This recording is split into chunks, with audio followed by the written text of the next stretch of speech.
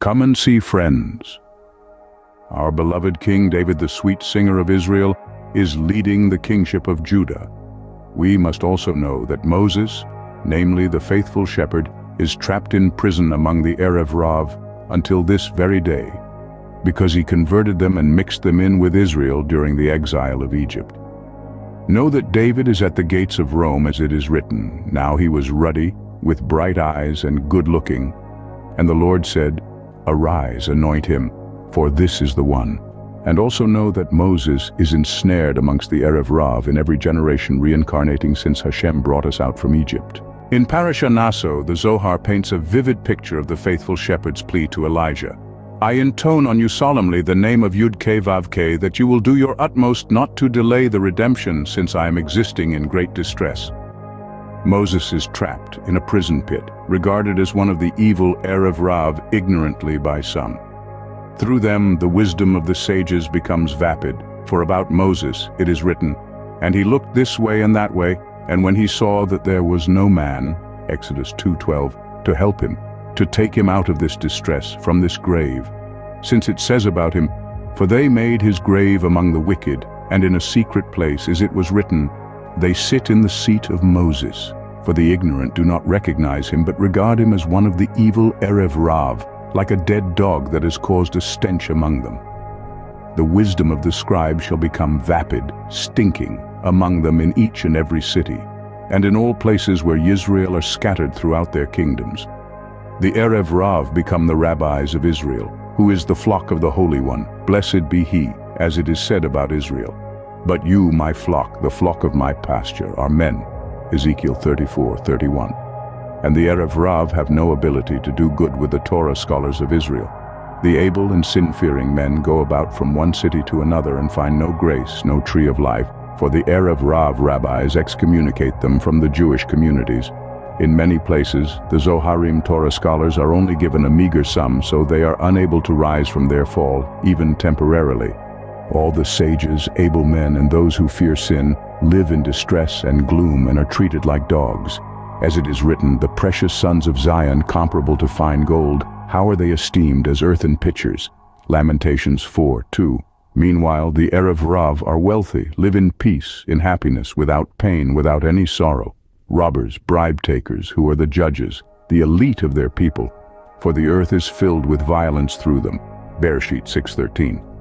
About them it is written, her adversaries have become her masters. Lamentations 1:5. As Messiah, the awaited king who is David, stands at the gates of Rome engaging Esau in combat, the stage is set for the ultimate showdown between light and darkness. Through the secret tradition of conversion, the tribe of Judah seeks to separate the Zoharim from the Arev Rav rabbis by causing the Zoharim to go to Seir, which is Rome, paving the way for the liberation of the faithful shepherd.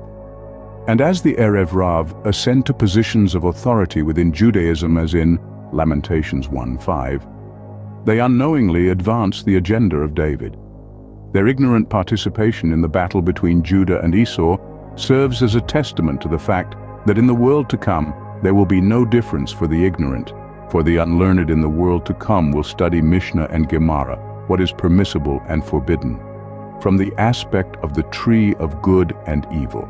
However, they will not partake of the Zohar, which is the tree of life, while the unlearned and dumb learn what is permissible and forbidden.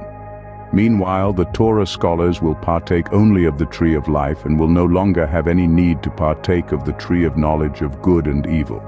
And now, through their unwitting actions, the Arev Rav pave the way for redemption. As it is written, the more the Arev Rav oppress and pressure Israel in exile, the more they speed up their redemption. And when they give up, meaning if they do not oppress, Israel's redemption is delayed. Therefore, he appeared to Moses in a flame of fire in the bush from among thorns. Tikkunei HaZohar Tikkun 12. So will the redemption be hastened, and will David convert the 70 ministers to Judaism? Let us consider this was written long ago by David, even by the sages, in Tractate Avodah Zarah 3b.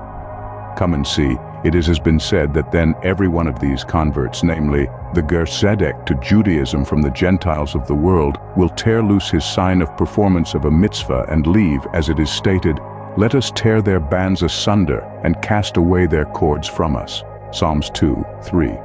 And the Holy One, blessed be He, sits and makes sport, that is, laughs or rejoices, as it is stated, He that sits in heaven makes sport, the Lord has them in derision. Psalms 2:4. Rabbi Yitzḥak says, there is no making sport for the Holy One, blessed be He, but on that day alone. The Zohar in Parasha Naso continues to describe the period when the tree of good and evil dominates. The sages, comparable to Shabbatot and holidays, are dependent on what is given to them by the worldly people. However, when the tree of life dominates, the tree of good and evil is subdued.